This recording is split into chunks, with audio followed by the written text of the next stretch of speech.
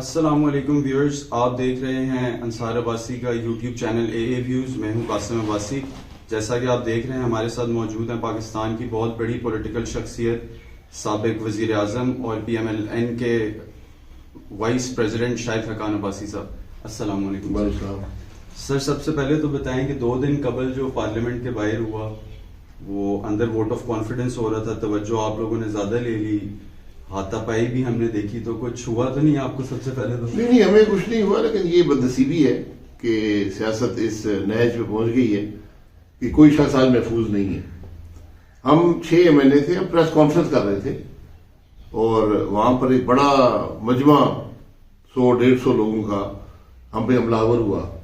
تو ہم نے اپنی پریس کانفرنس جاری رکھی، انہوں نے بہت نعرے مارے، بالکل ہمارے ساتھ کھڑے ہوئے تھے. تو ہم نے اس کی پرواہ نہیں کی، ان کے نعرے تھے، ہم نے بھی اپنی بات کی ٹی وی پر، سارا کچھ ریکارڈڈ ہے. اس کے بعد جب ہم جانے لگے تو وہ ان میں سے کچھ لوگ، کوئی 30-40 گروپ تھا، وہ حملہ آور ہوئے مریم اورنگزیب پر. اس کے بعد پھر ہمیں بھی، ہم چند لوگ تھے، اب وہ سارے ویڈیو دیکھیں تو الحمدللہ وہ جو چور ہوتا ہے وہ چور ہی ہوتا ہے، تو ان کو بھاگنے پر کافی مجبور ہوئے وہ حالانکہ بالکل 2-3 لوگ تھے. سر یہ جو ایک کلچر ڈیولپ ہو رہا ہے پالیٹکس میں، یہ گالم گلوچ کا، بدتمیزی کا، اس کا آپ کیا سمجھتے ہیں؟ کون ذمہ دار ہے اس کا؟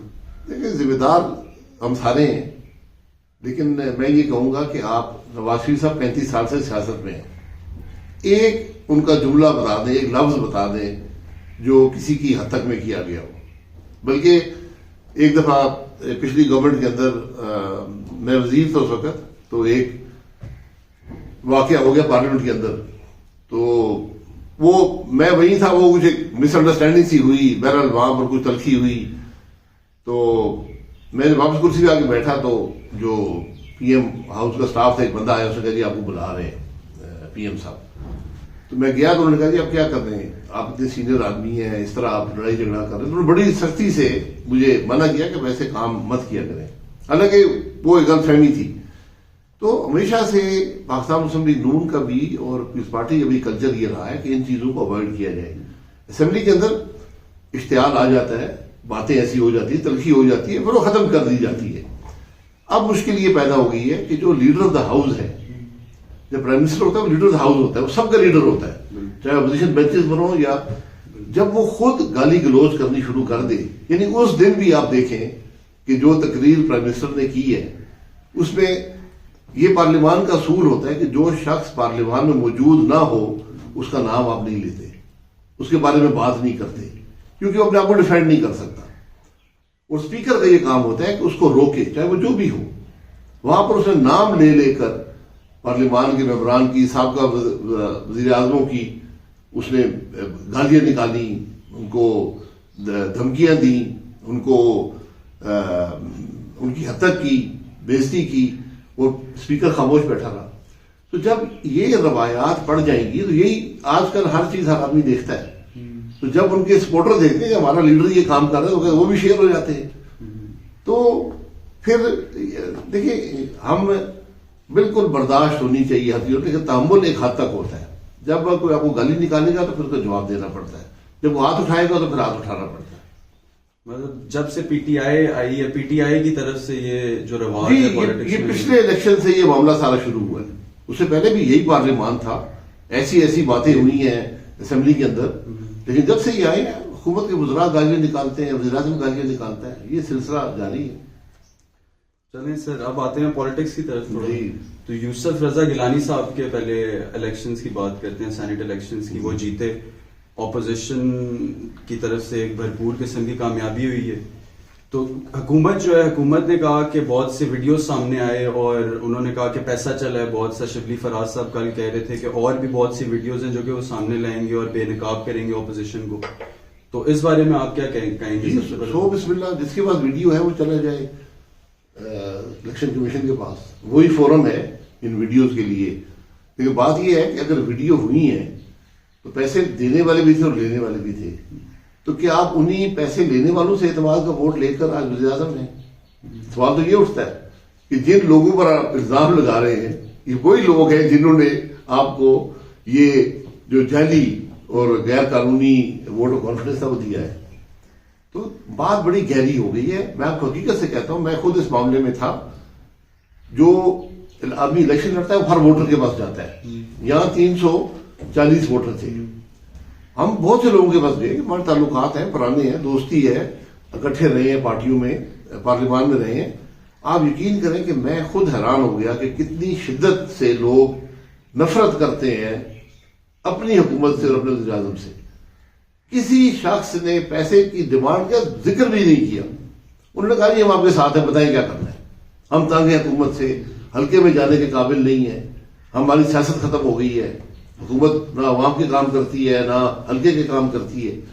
تو یہ جب حالات پیدا ہو جائیں, جب آپ کے اپنے لوگ کھڑے ہو جائیں آپ کے سامنے, تو پھر حکومت قائم نہیں رہ سکتی, پھر وہ اخلاقی طور پر ختم ہو جاتی ہے.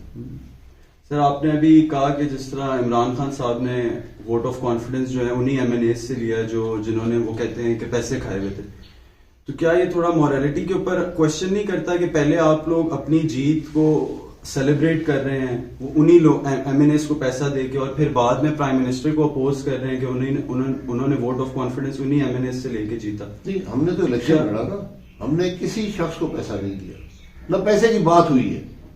لوگ اپنے ضمیر کے مطابق لوگوں نے کہا جی ہم تنگ ہیں حکومت سے, ہم نہیں اس کو ووٹ دینا چاہتے. سر نہیں, ویڈیوز تو پھر بھی سوشل میڈیا میں بھی سامنے آئی ہیں. ویڈیوز حکومت کہہ رہی ہے کہ اور اتنی ویڈیوز ہیں جو ان کے پاس ثبوت ہیں کہ پیپلز پارٹی کا تو کہتے ہیں کہ جی میں کہہ رہا ہوں نا, وہ لے جائیں الیکشن کمیشن میں, ایسی کیا مشکل ہے. وہیں پہ جو ویڈیوز ہیں پیش کریں, عوام بھی دیکھیں. ویڈیوز کو آپ جس طرح مرضی کاٹ پیٹ کے جو مرضی کر لیں, لیکن وہ نظر آ جائے گا. پھر حقیقت یہ ہے کہ ادارے استعمال کر کے یہ ووٹیں, لوگ ووٹ دینے کو تیار نہیں تھے. پہلی بات ہے یہ جو کانفرنس کا ووٹ ہے یہ ہے ہی جعلی, کیونکہ آئین میں اس کی گنجائش نہیں ہے.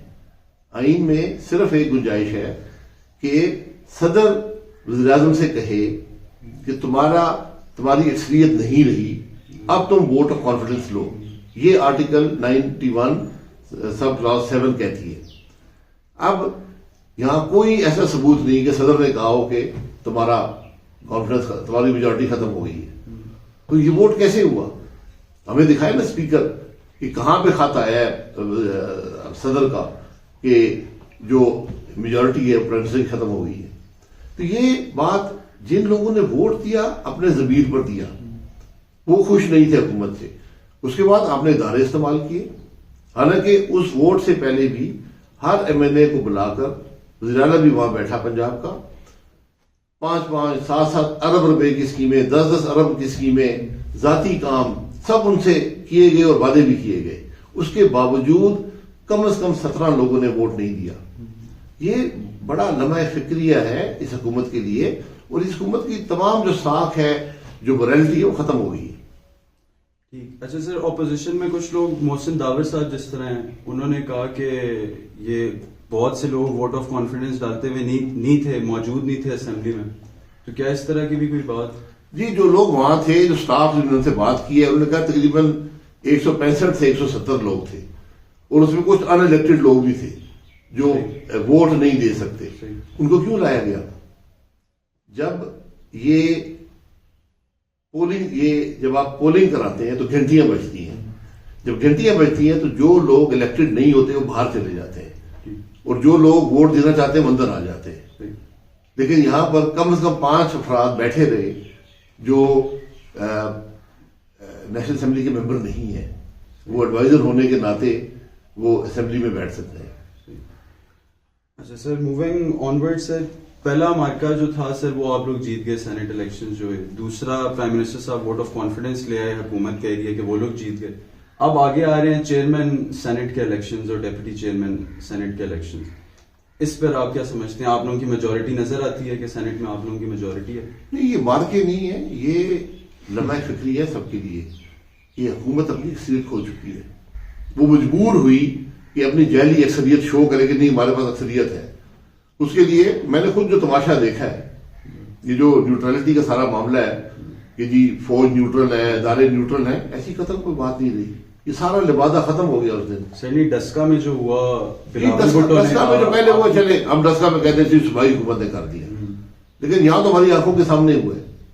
لوگوں نے آگے مجھے کہا ہے کہ ہمیں فلانا آدمی بلا رہا ہے، فلانا افسر بلا رہا ہے، فلانے دھمکیاں دے رہا ہے.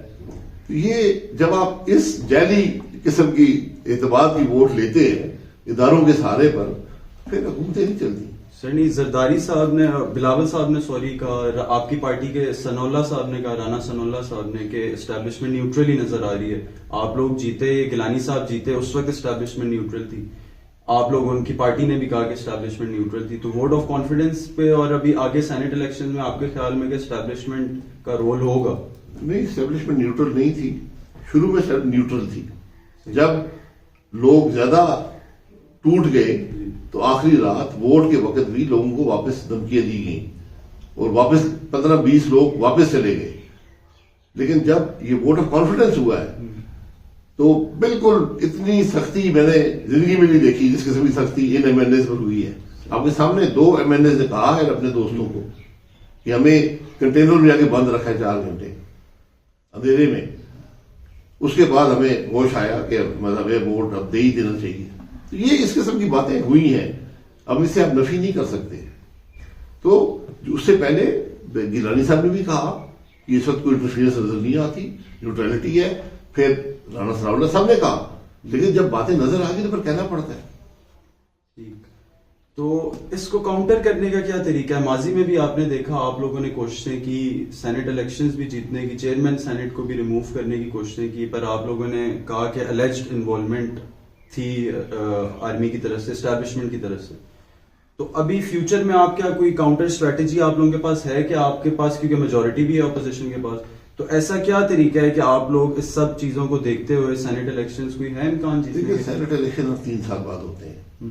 بات اصل میں نظام کی تبدیلی کی ہے. یہ کوئی ایک دن میں نظام تبدیل نہیں ہوگا، یہ 73 سال کی خرابیاں ہیں. تو ہم جو آر پی ڈی ایم بات کریں وہ یہی کر رہی ہے، ہم اقتدار کی بات نہیں کر رہے. ہم کہتے ہیں یہ نظام ہے جس کے اندر نہ آئین کی پرواہ ہے نہ قانون کی پرواہ ہے، اس کے ساتھ ملک نہیں چل سکتا.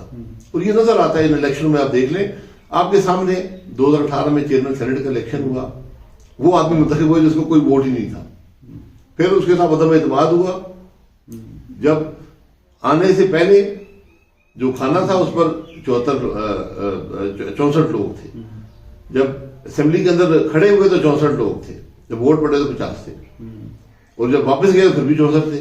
تو یہ چیزیں جو ہیں یہ بہت سے معاملات کو اٹھاتی ہیں کہ کس طرح یہ ووٹ مینج ہوتے ہیں. آج بھی یہ تماشا لگا ہوا ہے، آج بھی یہ کام چل رہا ہے، آپ کو نظر آئے گا.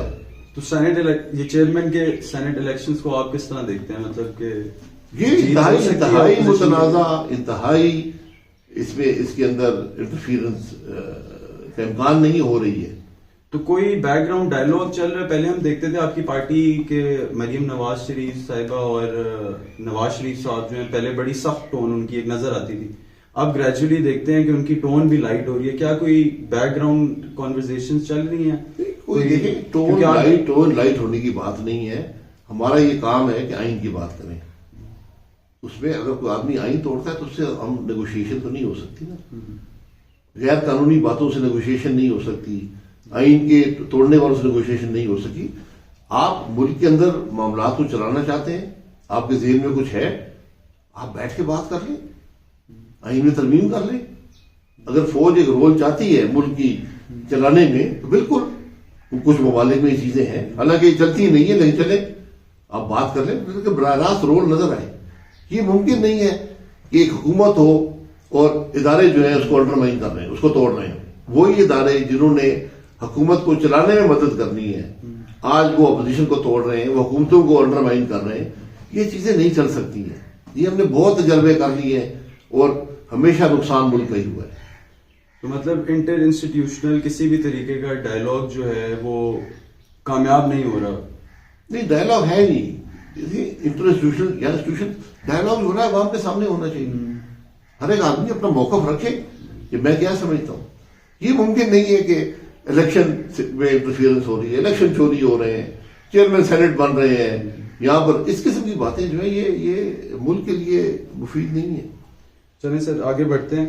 بلاول بھٹو صاحب نے پچھلے دنوں پریس کانفرنس کی اور انہوں نے ایک اظہار کیا بات کا کہ اپوزیشن سوچ رہی ہے کہ چیف منسٹر پنجاب جو ہیں اور نیشنل اسمبلی کے اسپیکر جو ہیں ان کے خلاف بھی نو کانفیڈنس جو ہے لانے کا اپوزیشن سوچ رہی ہے. تو being the vice president of one of the biggest party of the opposition, آپ کیا سمجھتے ہیں کہ آپ لوگوں کی پارٹی اس طرح کی کوئی نہیں, ایسی کوئی بات سامنے آئی نہیں ہے. یہ ہر سیاسی آدمی اپنی سوچ کا اظہار کرتا ہے. میرا خیال ہے کہ یہاں تو اعتماد ہونا چاہیے, یہ ایکشن لینا چاہیے. بہرحال یہ فیصلے پی ڈی ایم کرتی ہے اور پی ڈی ایم کا آج سربراہی اجلاس ہے, تو اگر کوئی وہاں پر تجویز آئے تو بحث ہو جائے گی اور فیصلہ ہو جائے گا. لیکن میں گزارش یہ کرتا ہوں کہ ہم اقتدار کی جنگ میں نہیں ہیں. ہم کسی کو ہٹا کر اقتدار میں آنے اس کا مقصد نہیں ہے. پی ڈی ایم کا مقصد ہے نظام کی تبدیلی. آپ 100 الیکشن کرا لیں, 100 نو کانفیڈنس کر لیں, جب تک آپ نظام کو آئین کے مطابق نہیں کریں گے, جب آئین کی بالادستی نہیں ہوگی, ملک نہیں چلے گا. سر آپ کو میں سنتا بھی رہا ہوں, پہلے آپ خود بھی کہتے رہے کہ نو کانفیڈنس حکومت کے خلاف تو کامیاب اتنی رہتی نہیں ہے.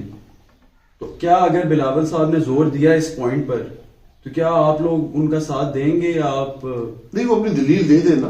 میں یہ کہہ رہا ہوں کہ اگر یہاں آپ نو کانفیڈنس میں 172 آدمی قومی اسمبلی میں اپوزیشن نے لا کر اسمبلی میں کھڑا کرنا ہوتا ہے, تو اگر 4 کنٹینر میں چلے گئے ان کا کیا ہوگا؟ 10 کو پولیس اٹھا کر لے گی, ان کا کیا ہوگا؟ ٹھیک ہے. اس لیے یہ نو کانفیڈنس جو پروسیس ہے یہ ان ملکوں میں چلتا ہے جہاں پر آئین کی بالادستی ہو, جہاں پر قانون کا احترام ہو, جہاں پر پارلیمان کی روایات کا احترام ہو. یہاں پر تو آپ حالات آپ کے سامنے ہیں. سر موونگ آنورڈز, پنجاب کی حکومت پر تھوڑی بات کرتے ہیں. سر چیف منسٹر پنجاب کے بارے میں بات کرتے ہیں. عمران خان صاحب کے خلاف تو ابھی کچھ ہو نہیں سکتا کیونکہ وہ کانفیڈنس جیت گئے ہیں 6 مہینے تک, ان کے خلاف تو کچھ ہو نہیں سکتا. تو کیا اس پرویز الہی صاحب بڑا امپورٹنٹ فیکٹر ہیں ادھر پنجاب اسمبلی میں اور حکومت پنجاب میں, تو کیا ان کے ساتھ کوئی آپ لوگوں کی اس طرح ڈیل کا کوئی ہے امکان کہ آپ ان کو اپنے ساتھ منا لیں اور ادھر ٹیک اوور کر لیں پنجاب میں؟ اور میں کہہ رہا ہوں ہم ٹیک اوور والے چکر میں نہیں ہیں. ہم 100 دفعہ ٹیک اوور کر لیں, ہم اس فرسودہ نظام کا حصہ نہیں بننا چاہتے. آج بات آئین کی ہے.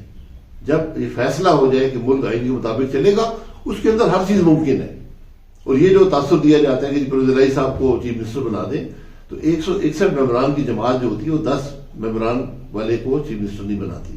وہ نظام نہیں چل سکتا. سر کیونکہ ایسی بھی اسپیکولیشنز آ رہی ہیں کہ حکومت پرائم منسٹر صاحب پہلے سے سوچ رہے ہیں کہ اس سے پہلے کہ آپ یہ کر لیں وہ پہلے ہی ریپلیس کر لیں ان کو. کچھ بھی کر سکتے ہیں, ان کو مبارک ہو. تو اچھا sir, last question sir, long march P D M نے اناؤنس کر دیا ہے, تو سر اس کی تھوڑی پلاننگ بتائیں. کب آ رہے ہیں, کب تو آپ لوگوں نے بتا دیا, کب آ رہے ہیں, کتنے دن کے لیے آ رہے ہیں, کیا سٹ ان پروٹیسٹ ہونے لگا ہے, کس جگہ پہ آ رہے ہیں, اور کیا پلاننگ کیا ہے؟ دیکھیں اس کی جو شکل ہے یہ 26 کو شروع ہو رہا ہے اور پورے پاکستان سے شروع ہوگا. یہاں تک پر پہنچنے میں 4-5 دن لگتے ہیں, تو 30-31 تاریخ تک یہاں پہنچیں گے. اب اس کا کیا خد و خال ہوگا, کیا ہوگا, یہ آج پی ڈی ایم کے اجلاس میں ڈسکشن ہوگا اور ہمیں امید ہے کہ وہاں پر ڈیسیژن آ جائے گا. سر امید ہے کہ ہوگا پرامن؟ جی بالکل, جی پرامن ہوگا جی, کوئی اس میں. لیکن اگر اس کو روکنے کی کوشش کی تو پھر پرامن نہیں رہے گا, کیونکہ عوام کو جب آپ روکیں گے پھر لوگ رکتے نہیں ہیں, لوگ تنگ ہیں. ناظرین آپ نے سنا, امید ہے آپ کو پسند آئی ہوگی عباسی صاحب کے ساتھ ہماری گفتگو. اس کے ساتھ ہی عباسی صاحب بہت بہت شکریہ جناب. اس کے ساتھ ہی ہمیں اجازت دیجیے. السلام علیکم ورحمۃ اللہ وبرکاتہ.